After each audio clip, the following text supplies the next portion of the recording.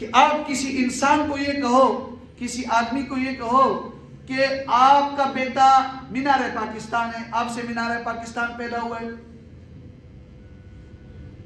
مینار پاکستان پتھر ہے اور آپ انسان کو کہو آپ سے مینار پاکستان پیدا ہوا ہے، تو اس کو یہ بات برا لگے گی یا نہیں لگے گا؟ برا لگے گا۔ حالانکہ مینار پاکستان کو بنانے والا ایک انجینئر اور ایک اعلیٰ مصری ہوتے، اگر کسی کو کہو اس نے اس کو بنایا وہ خوش ہو جائے گا، لیکن آپ اس کو کہو کہ آپ مینار پاکستان کے باپ ہو، آپ سے وہ پیدا ہوئے، تو کتنا اس کو برا لگے گا؟